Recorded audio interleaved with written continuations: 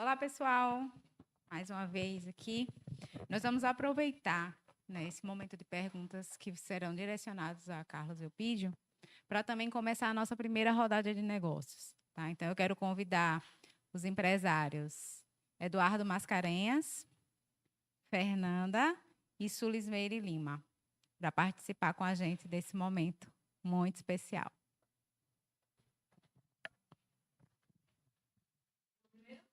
Não, os três. Todo mundo. Nesse momento de rodada de negócios, tá, pessoal? Eles vão se apresentar, né? Vão falar um pouquinho sobre a jornada de cada um, sobre a trajetória deles até aqui, como começaram, que dificuldades eles encontraram, né? Como superaram essas dificuldades pelo caminho. E, ao mesmo tempo que eles estão se apresentando, falando dos seus negócios, da sua caminhada, né? Vocês podem ir mandando as perguntas que nós vamos selecionando e vamos direcionar as perguntas aqui aos convidados, tá? Seja bem-vinda. Obrigada. Meu nome é Sulismeire Lima, né? Para quem não me conhece, tem algumas pessoas aqui que me conhecem. Eu nasci na roça, como se diz, né? Sou do interior, né? Morei no sítio até os 21 anos. É uma luta, tá, gente? E vim para Aracaju, vim para a capital, comecei a trabalhar numa loja de tecidos, depois comecei a trabalhar em outras empresas, mas eu sempre senti que tinha uma veia de empreendedorismo pulsando, né? E aí trabalhei algum tempo em um jornal impresso, né?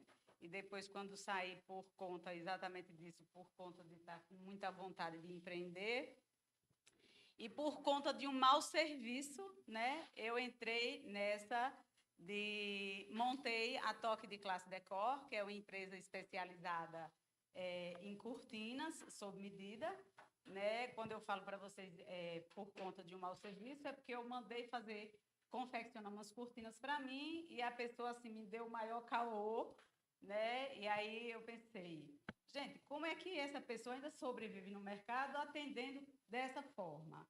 E aí eu me propus a montar a Toque de Classe Decor com a intenção, sempre com o objetivo, de atender com muita ética, com muito respeito, né, com preço justo.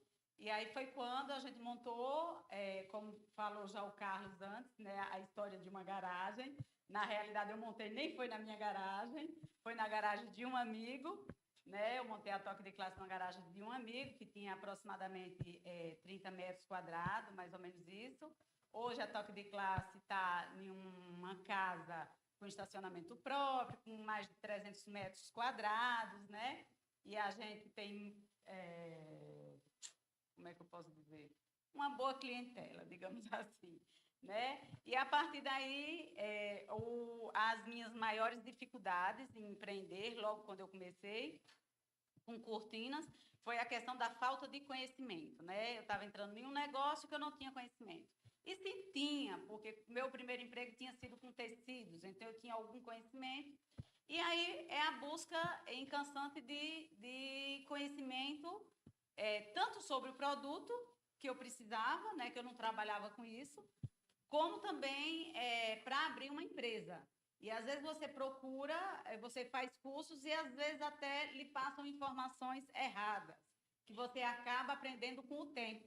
E uma das informações que me prejudicou muito na época, como muita gente ainda hoje não sabe, que MEI não só paga aquela taxa, gente.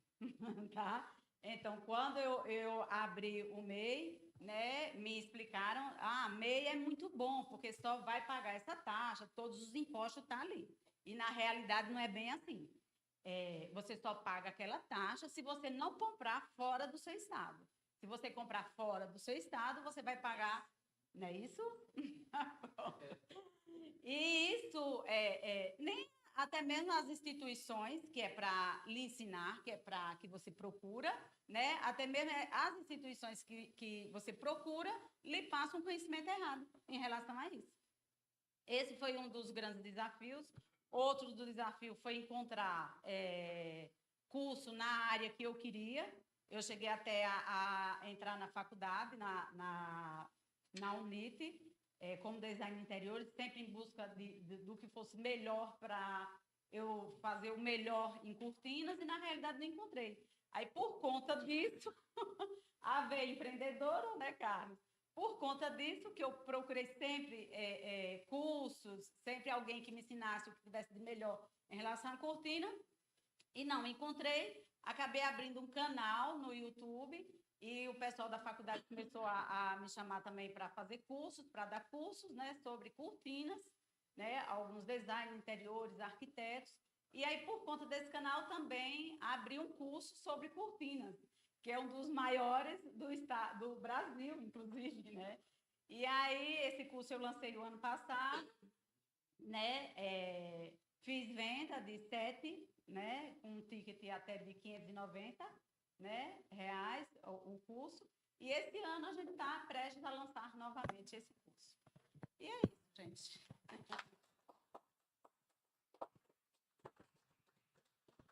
Vem pra cá.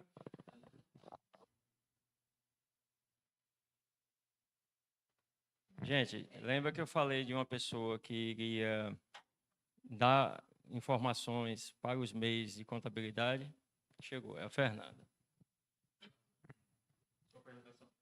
Olá, gente. Meu nome é Fernanda. Desculpem a voz, é porque eu estou meio gripada, mas eu acho que dá para ouvir bem. Eu sou de Salvador, Bahia, e eu estou há mais de 8 anos, uns quase 10 anos, na área de contabilidade. Comecei a cursar contabilidade não por gostar, mas sim porque eu pensei qual a área que, caso aconteça alguma coisa, eu consiga trabalhar para mim.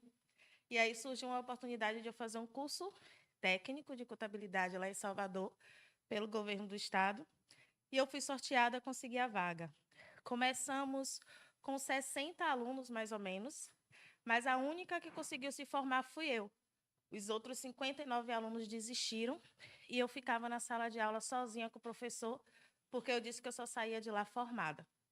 E, na minha formatura, da minha turma, a única que recebeu o diploma foi eu. Então, comecei a trabalhar no escritório de contabilidade, e no último escritório de contabilidade que eu trabalhei, eu sofri bullying empresarial. Passei 2 anos muito difíceis. Eu sou mãe, na verdade, só que meus filhos ainda eram bem pequenos, então eu tinha a necessidade de continuar por causa do financeiro mesmo, que a gente precisa. Porém, chegou um determinado momento que eu não aguentei mais. E aí eu decidi sair da empresa e falei que eu nunca mais trabalharia para ninguém, por conta desses traumas que eu sofri nessa empresa. E aí eu comecei a criar o meu escritório de contabilidade lá em Salvador, porém eu não tinha autoconfiança em mim o suficiente para ir nessa jornada sozinha. Eu sempre dependia de outra pessoa estar comigo, porque eu era muito boa tecnicamente, mas eu não era boa de ir atrás de cliente, de gerenciar uma empresa. E aí, algumas coisas aconteceram lá, familiares, onde eu peguei minha família, meus 2 filhos, meu marido, e vim embora para Aracaju. Aqui a gente não conhecia ninguém, não temos parentes, não temos amigos, eu nem conhecia a cidade. Então, a gente veio, se mudou em janeiro de 2020, e em março de 2020 começou a pandemia. E aí eu decidi, mesmo no meio de tanto caos, abrir o meu escritório de contabilidade e me jogar nesse mundo de empreendedorismo sozinha mesmo. E fui atrás, fui aprendendo a como ir atrás de clientes, como gerenciar a empresa, e, graças a Deus, deu muito certo. A gente está 3 anos nessa estrada. Hoje temos mais de 40 clientes, atendemos clientes de todas as regiões do Brasil. Temos empresas de Brasília, Salvador, aqui de Aracaju, alguns interiores. E a gente chegou na primeira meta dos pequenos empresários, né, principalmente prestadores de serviço, que é o faturamento de 10.000 em 2 anos, trabalhando sozinha dentro de um quarto. Trabalhava em home office. Esse ano a gente já conseguiu contratar alguns funcionários, já temos o nosso escritório físico, e a gente está indo no rumo do crescimento. Sobre microempreendedor individual, a gente tinha muita dificuldade de atender, porque as crenças das pessoas MEI não precisa de contador, MEI não precisa de contabilidade, De fato, MEI não precisa de obrigações contábeis, certo? A gente não tem declarações para estar entregando ao fisco, a não ser aquela declaração anual. E não precisa estar fazendo aquele cálculo de imposto mensal, porque é uma taxa única. Mas, como ela bem falou, existem algumas particularidades que nem todas as pessoas conhecem. MEI de comércio que compra fora do estado paga ICMS. E muitas pessoas não sabem. E aí está ali pagando a taxa mensalmente. E quando precisa de algo, vê lá que está com um débito na Cefaz estadual e não sabe nem o porquê que esse débito existe. Às vezes nem sequer consegue comprar mais e nem vender, porque a inscrição estadual está lá baixada ou está inapta pela Cefaz. E aí, quando vai tentar resolver, acaba gastando muito mais tempo, perdendo dinheiro e gastando muito mais dinheiro. Então, eu costumo falar sobre as pessoas que me procuram, que MEI, ele também é uma empresa, assim como qualquer outra. Então, você tem que gerenciar a sua empresa, mesmo que seja um pequeno negócio. Você tem que entender o básico de gestão empresarial, o básico de gestão financeira, porque ter um CNPJ não é só vender. Porque, senão, muitas empresas grandes no mercado, que faturam milhões, não declaravam falência. E declaram justamente por isso, falta de administração, falta de gestão empresarial, falta de gestão financeira. Então, ter uma empresa é muito mais do que ter produtos estocados e vendas. É saber gerenciar. E quando a gente tem um CNPJ, a gente precisa crescer. MEI é o primeiro estágio. Quando você passa para o ME, significa que a sua empresa está faturando o suficiente para pagar mais impostos. E isso é possível sem causar prejuízo para o empresário. Então, tirem da cabeça que MEI não precisa de contador. MEI não precisa de obrigações contábeis. Mas MEI precisa de orientação profissional, sim.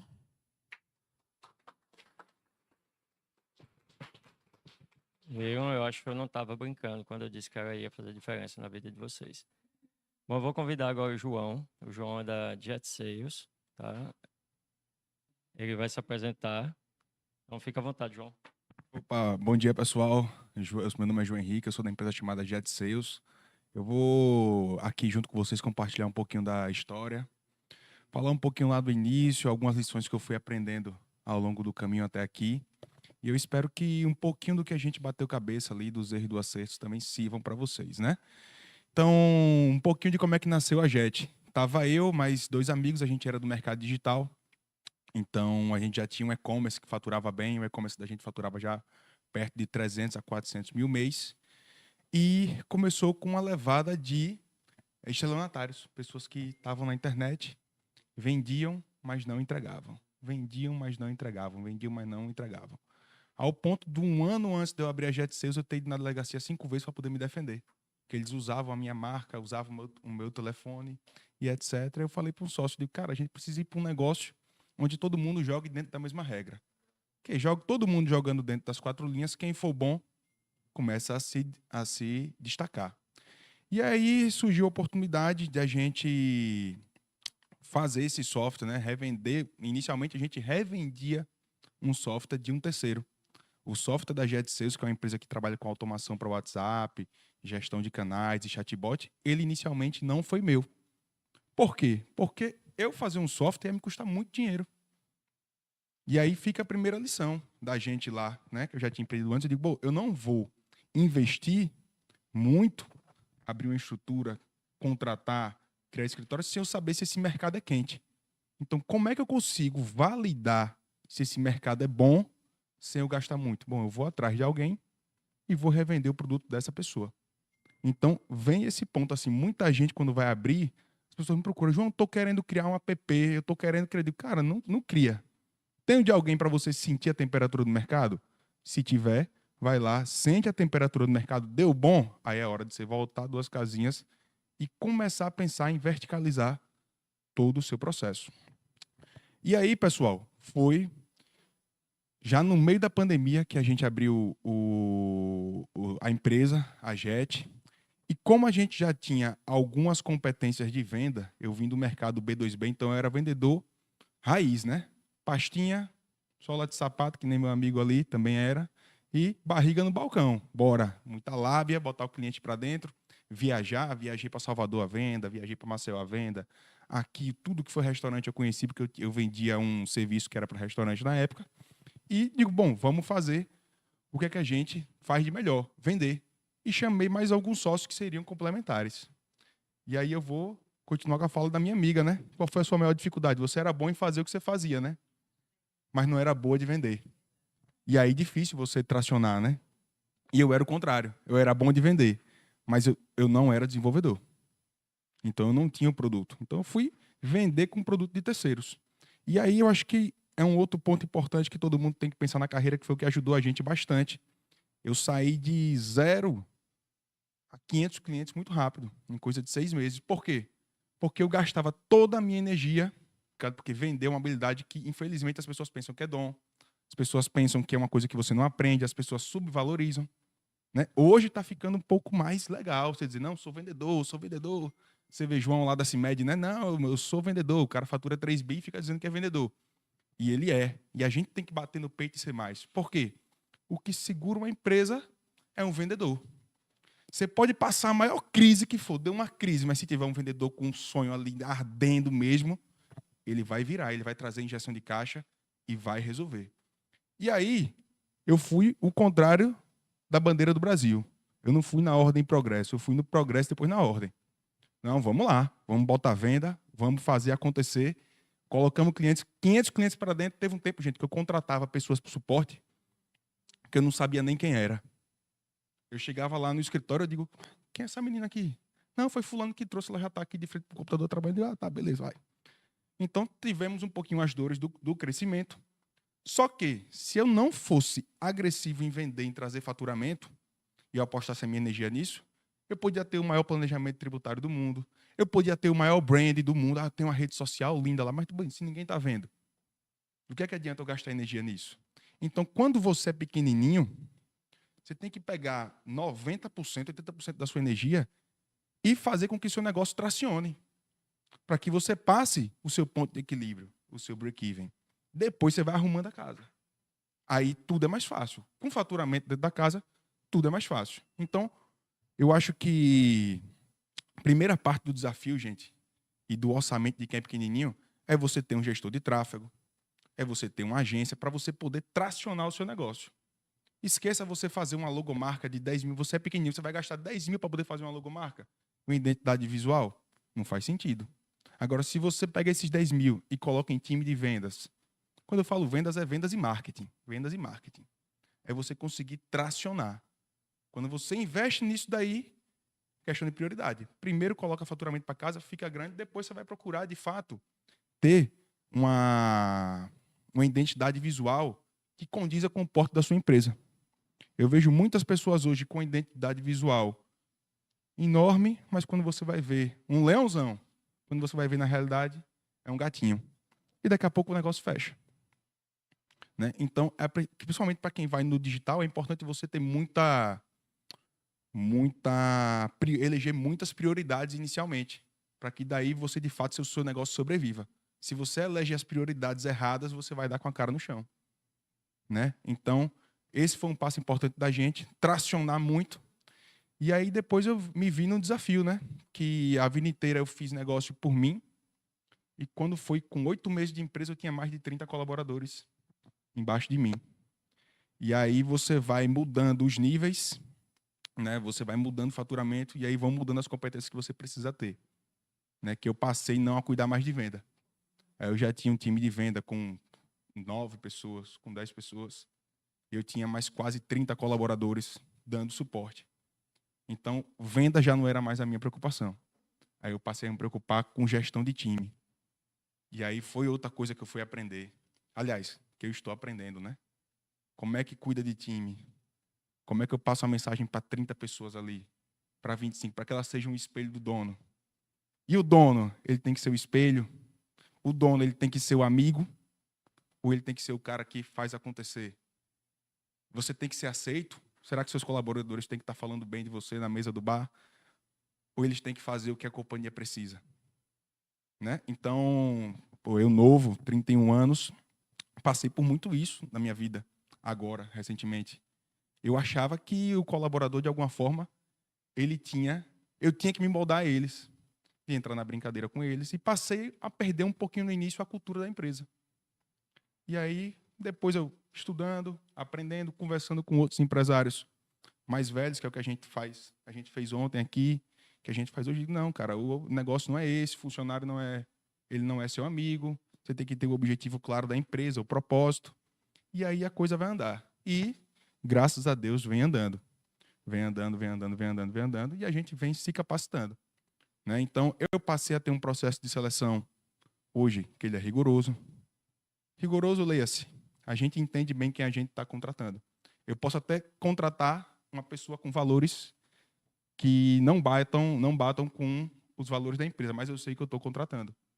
Eu entendi que aquela pessoa talvez ali tenha algum problema naquela situação X, Y, Z, mas hoje eu estou ciente. Antes eu descobria. Eita, estava lá, eu tocando o barco, quando eu vi, tinha um sindicalista dentro da empresa. Eu digo, o cara está achando que aqui é uma repartição? Não, porque a empresa privada, quem manda é a diretriz da empresa, não é os colaboradores que se juntam e digam, aqui agora a gente vai tocar dessa forma, aqui agora a gente vai tocar assado, mas rapaz, está errado. Eu digo, não, porque quem tem que dizer que está errado sou eu. Você pode até trazer uma sugestão, a gente botar na mesa, se você for para o melhor para a empresa, a gente vai fazer. Então, pessoal, sendo bem, assim, resumindo bem a história, a gente cresceu bem rápido, acho que em 6 meses a gente foi de 0 a 500 clientes, e depois eu passei a um novo desafio, que não era mais ganhar cliente, é reter. Porque eu tinha uma capacidade de venda X, vamos supor que eu vendesse 10 todo mês. O que é que adianta eu vender 10 todo mês e perder 10 todo mês? Eu remo, e não saio do lugar. Né? E aí foi onde eu fui para algumas outras lições, que as pessoas que são mais maduras em crescimento de empresa, que é um termo que o pessoal chama de growth, né? Fala growth é crescimento. Né? O crescimento, ele passa por alguns pilares. Vendas e marketing é um deles. O outro é a retenção. Né? Então, você tem que estar atento, e foi uma hora que a gente gastou muita energia, eu gastei quase 8 meses, junto com o meu sócio Arthur, só nisso. Como é que eu retenho mais cliente? Porque era um desafio. Minha amiga tem contrato de recorrência, né? Contrato de recorrência. Então, se você não tem longevidade com o seu cliente, não adianta você aumentar o poder de vendas. Você vai estar desperdiçando. É o balde furado. Cai 10 ml de água, sai 10 ml de água. Você cresce, você não cresce, você fica ali estagnado. Então, você tem que pegar esse balde e ir tapando os buraquinhos dele. E aí foi o que a gente veio fazer. Eu cheguei a ter 700 clientes e eu não saía de 700 clientes. Todo mês eu vendia para 120, 150 e perdia 120, 150. E aí passou a ter um estudo, né? Eu digo, Arthur, para tudo aquilo que a gente está imaginando do que é que vai dar certo, do que é que vai dar errado. Vendas está rodando ok, eu tenho um sócio que é diretor comercial, eu tinha um marketing que, bem ou mal, fazia acontecer. Eu digo, agora o objetivo não é vender mais.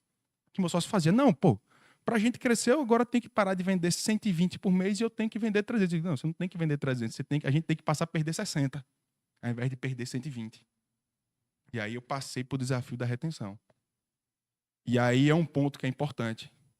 Quando a gente perde um cliente, quem é que fala com o cliente que saiu para poder entender o motivo de por que ele saiu? E tabela isso. Né? Então, foi um ponto que a gente passou a fazer. Quando eu vi lá, 150 clientes saíram, digo, tem que entender o porquê. E eu consegui elencar todos os porquês, chamei na reunião e falei, vamos lá, o que é que daqui é comportamental que eu consigo mudar na nossa forma de abordagem e eu consigo mudar para a semana que vem? O que é de médio, o que é de longo prazo? E aí foi um trabalho de formiguinha. Primeiro, eu passei, ao invés de, vamos supor que eu perdia 150, eu passei a perder 147. Aí tem gente que é ansioso e faz, não vai dar certo, João, vamos voltar a tentar vender mais, porque só estou perdendo, ao invés de perder 150, está perdendo 145. Mas calma, a gente começou a melhorar 3 pontos.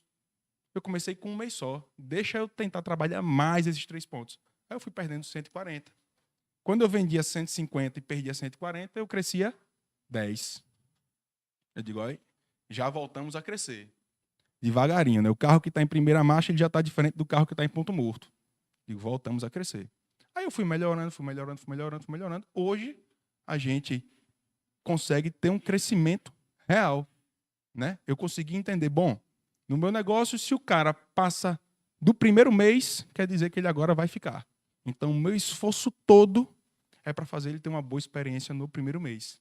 Então, as pessoas têm que olhar para dentro do negócio e entender, porra, o que é que faz no meu negócio, quem trabalha com retenção, né? O que é que faz no meu negócio esse cara fica mais? Qual que é o resultado esperado quando ele contrata a gente? O que é que ele espera? Será que no meu comercial eu estou com um alinhamento certinho entre o que esse cara quer e o que eu vou entregar? Porque vendedor, às vezes, é puxado. O cara promete o mundo, fundo lá para poder pegar comissão, para poder bater a meta. Quando chega lá dentro, rapaz, não. Aí o cara já toma um banho de água fria. Então, passa por todos esses alinhamentos, né? Eu acho que das principais lições, eu acho que de dever de casa que a galera pode buscar é realmente focar no que é prioridade, que é vender. Depois que você já tem uma boa máquina de vendas, se você tem um problema, se você trabalha com retenção, né? É você atrás da retenção. E no segundo ponto, é você ter os promotores do seu negócio. O amigo ontem deu um insight lá. Se eu te falar que dos seus 1.000 clientes, você talvez tenha 500 vendedores. Isso é muito verdade. Agora, como é que a gente faz isso de forma ativa? Né? Como é que eu gero em rede social um buzz? Né? Eu me lembro da primeira vez que eu fui no barbeiro, eu fiz o cabelo e barba, sei lá, acho que 100 e poucos reais. O cara me deu um cartão, que eu juro a você, era desse tamanho. Ele fez um voucher para você dar para um amigo que você acha que mereça vir aqui. Então ele passou a ter todos os clientes como promotores dele. Eu dei para o meu amigo. Meu amigo me sentiu parecendo que recebia um presente. Tá aqui o voucherzão aqui para você e tal. Né? Depoimento de cliente. Como é que a gente cata esse depoimento de cliente? Como é que eu bonifico esses clientes? Né? Eu acho que todo mundo aqui acompanhou a era da digitalização dos bancos e viram que eles faziam muito isso. Traga um amigo e você vai ganhar 20 reais. Aí você não entende. Bicho, mas como é que a conta fecha? Porque ele entendeu que para ele ganhar um cliente, ele gasta também. Então, se você trouxer um cliente para ele, ele te paga. Pessoal, eu acho que, só para poder encerrar, vou falar um pouquinho do momento atual da JET. A gente vem hoje para bater 1.000 clientes ativos e a gente conseguiu romper aquela barreira dos 700 e voltamos a crescer. Os desafios vão mudando e eu espero que a história que eu contei um pouquinho aqui tenha dado alguns insights para a galera, a depender dos momentos em que vocês estejam, irem tracionando mais e mais o negócio de vocês. Vamos embora.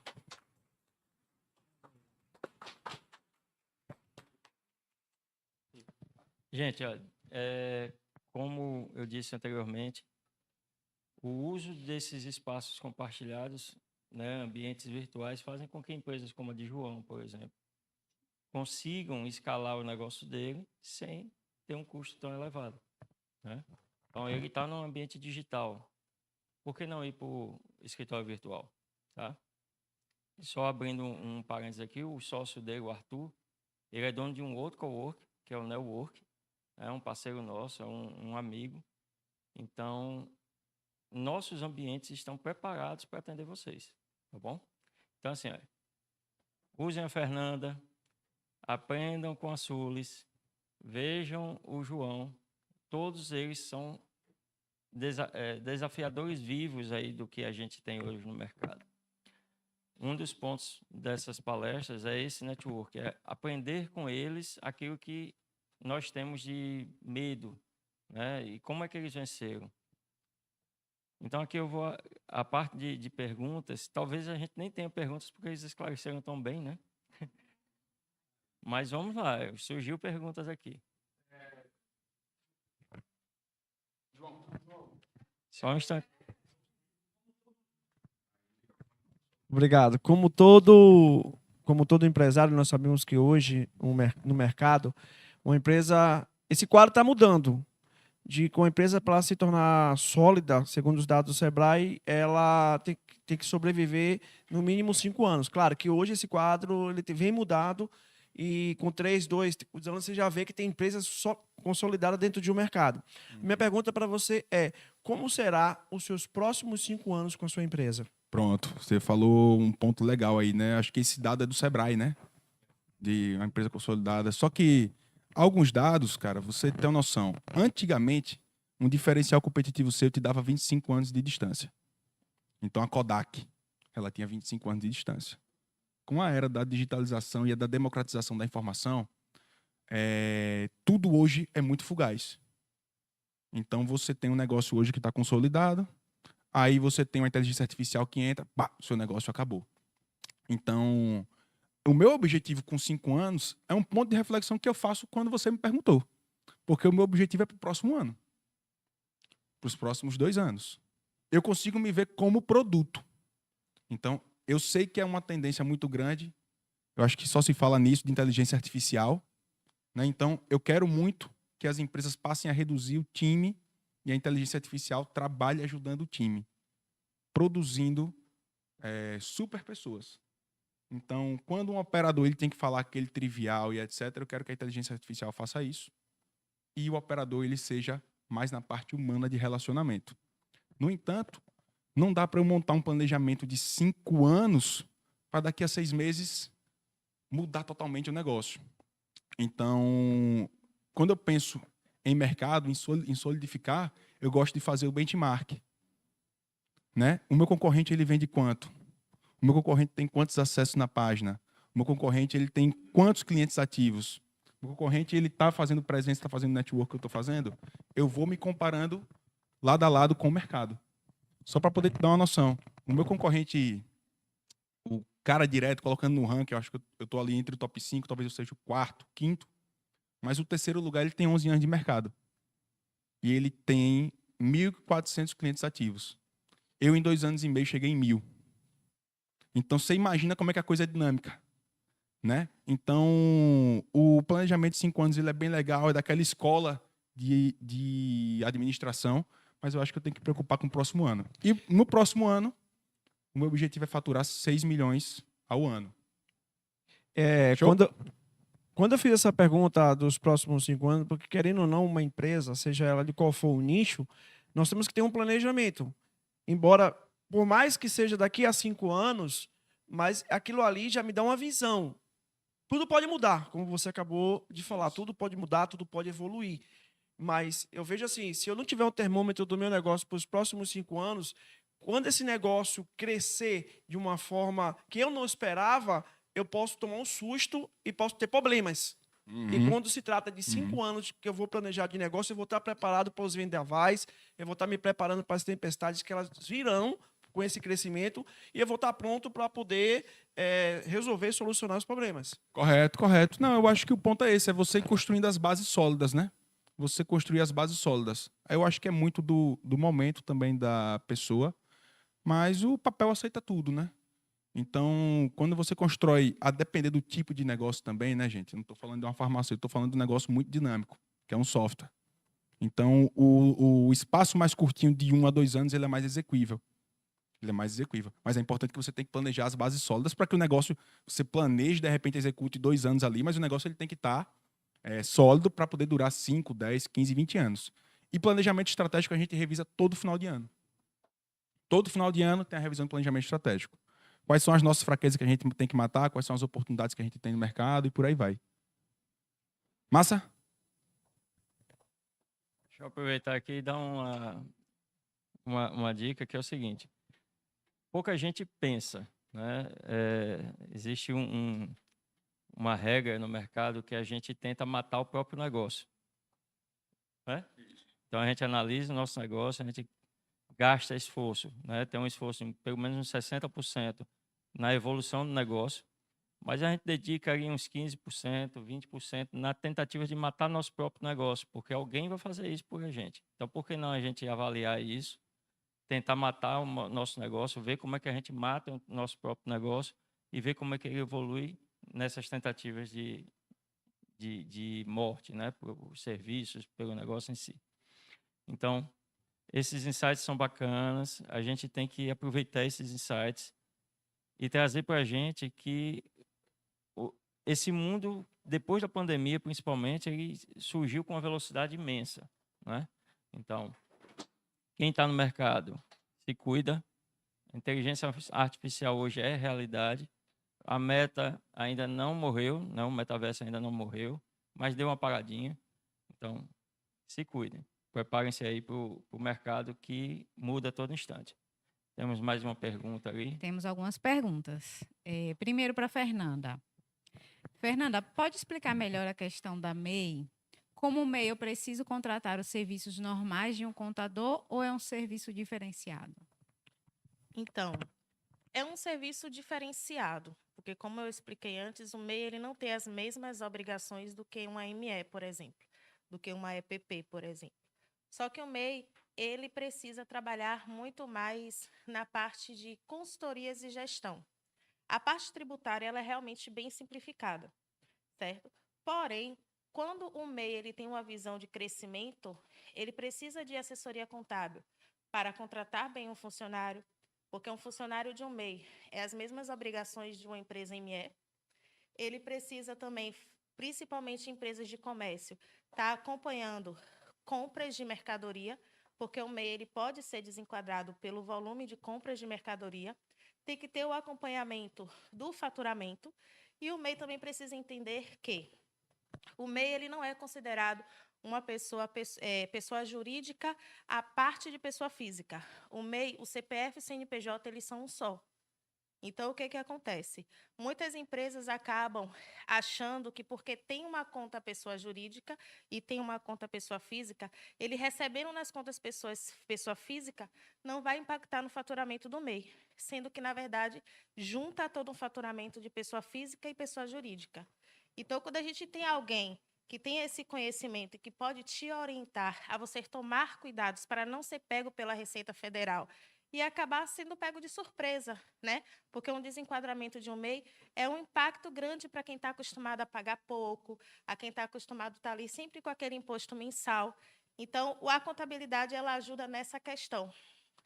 O MEI ele pode conseguir também isenção de imposto de renda, pessoa física, para ter um comprovante de renda, porque o MEI ele tendo um livro caixa sendo feito mensalmente, quando chega no final do ano, que fazer esse fechamento dessas escriturações, através do lucro da empresa, ele pode declarar esse lucro como isento no imposto de renda e ter um comprovante de renda ali bem significante para investir em um imóvel, para investir em um veículo, em um empréstimo, algo assim.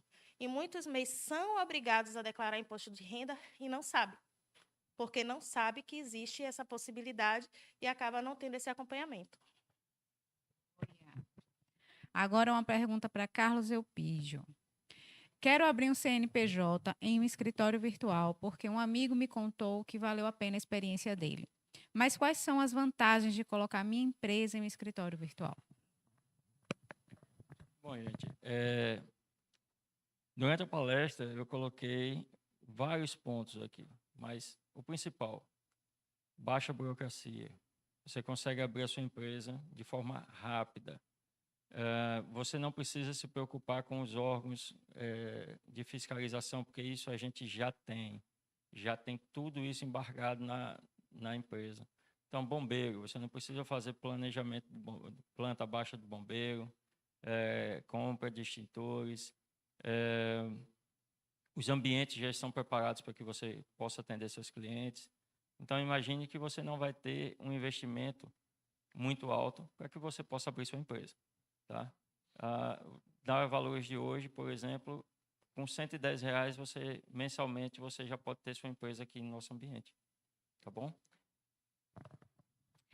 Agora uma pergunta não está direcionada. Então, quem se sentir à vontade para responder.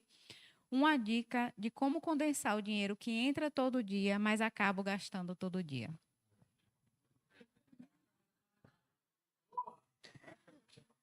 Então, isso daí faz parte da gestão financeira, né, da empresa.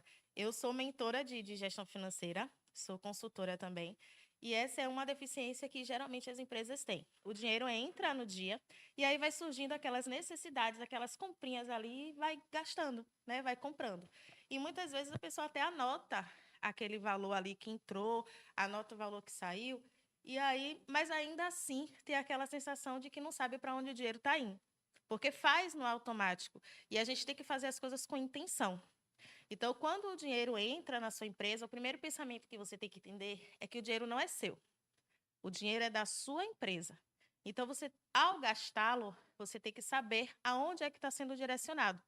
É interessante você ter na sua empresa uma reserva para cada âmbito do seu negócio. Reserva para marketing, reserva para esses pequenos imprevistos, reserva para manutenções, né? Então, quando você tem esses tipos de reservas, você vai mexer naquele dinheiro que já está separado para isso. E o dinheiro que entra naquele dia da sua empresa, você vai mantê-lo ali. E quando você começa a fazer essas escriturações, mesmo que seja no caderninho, você tem que entender que não é só anotar.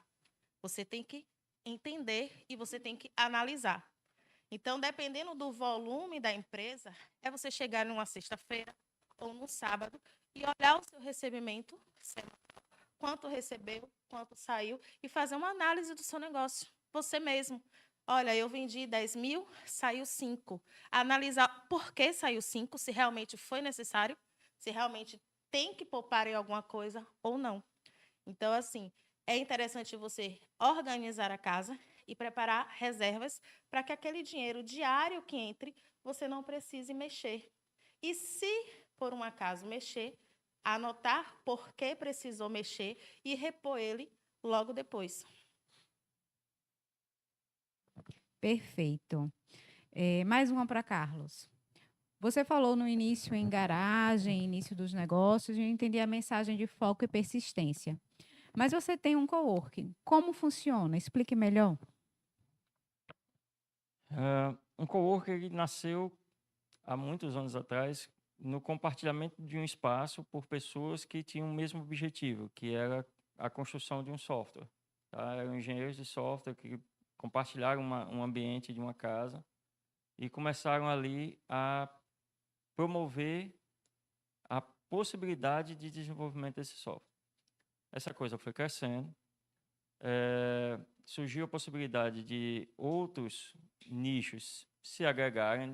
Eu posso usar o seu ambiente, começaram a usar o ambiente, e essas pessoas, né, esses negócios de vários nichos, contabilidade, sistemas, eles começaram a compartilhar o mesmo espaço.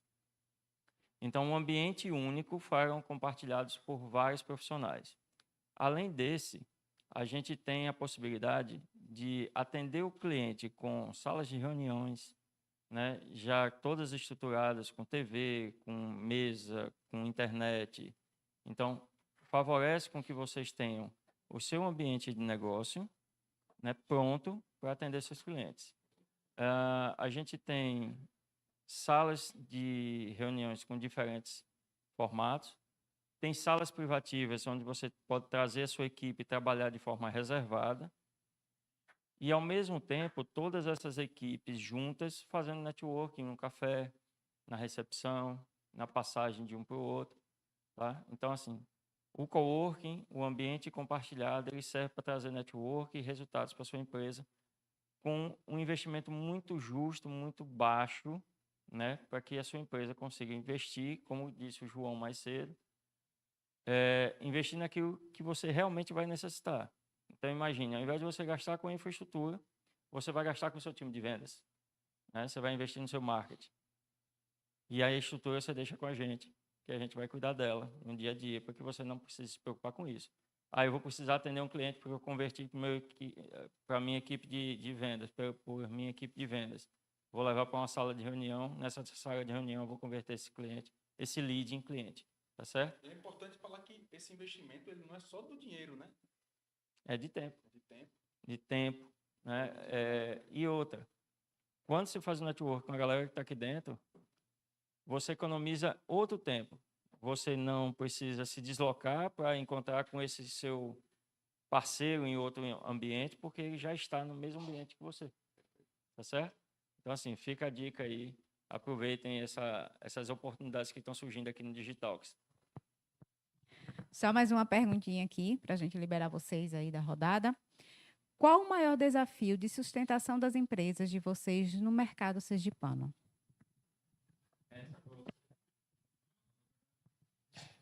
Mas é só uma palavra que você dizer.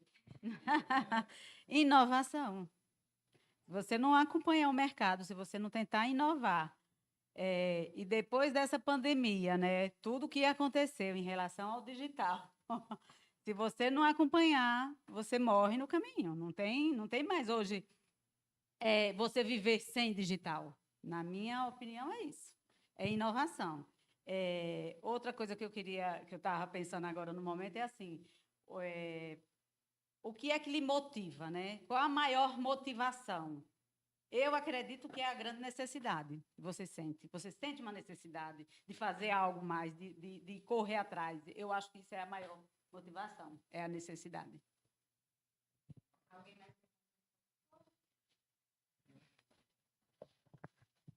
É rápido o que eu vou falar. E assim, na minha área, principalmente, as pessoas elas têm, acho que pelo histórico, né, de que contabilidade só faz gastar dinheiro.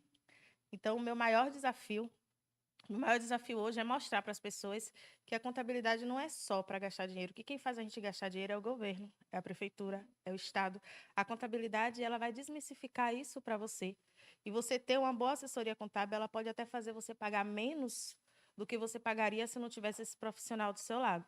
Então, o meu maior desafio é mostrar para os empresários que a contabilidade ela está para te ajudar e que nós também somos empresas e nós também pagamos impostos, assim como vocês.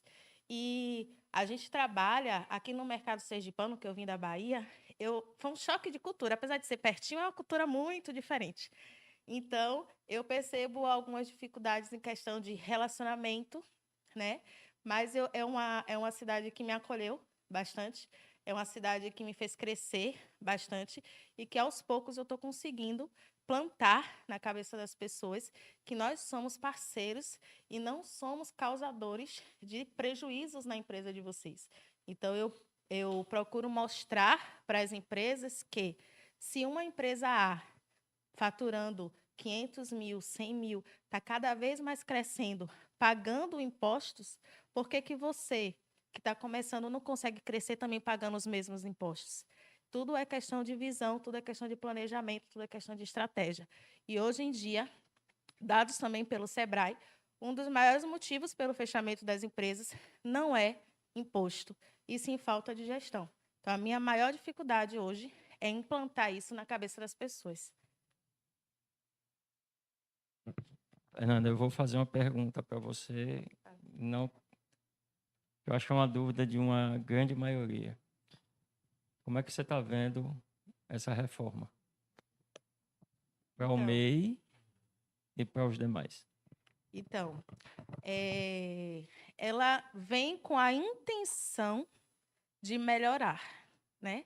Ela vem com a intenção de facilitar e de unificar muitos impostos. Tipo, a gente hoje trabalha com vários impostos diferentes, mas hoje, com a reforma tributária, ela vem com a questão de unificar esses impostos, cair índices tributários, porém, é algo que, na teoria, funciona muito bem. A gente precisa ver funcionando na prática. Agora, eu só peço que tenham cuidado bastante, porque o avanço da tecnologia está fazendo com que a Receita Federal faça o que não fazia, que é fiscalizar realmente, de fato, as empresas. E o MEI é uma das que está mais sendo afetadas por isso, porque existe aquele ditado: meu amigo faz isso há anos e nunca deu em nada. Só que agora a gente está numa era diferente da do seu amigo. Então, hoje, todos os dados eles passam pela Receita Federal e você não tem como fugir, a não ser que você trabalhe só com espécie. E olhe lá, porque hoje em dia, se você trabalhar só com dinheiro vivo, você não vende. Porque as pessoas não andam mais com dinheiro na mão.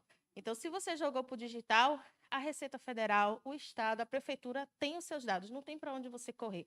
Então, você tem que se adequar. E a reforma tributária ela está chegando, vai demorar alguns anos ainda para poder ser implantada, mas ela está chegando na intenção de desmistificar e de cair algumas taxas, alguns valores tributários para essas pessoas.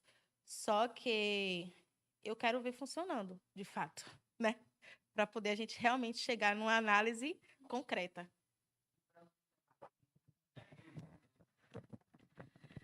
Gente, eu quero agradecer a participação de vocês, a contribuição fantástica. Muito obrigada, né? Palmas.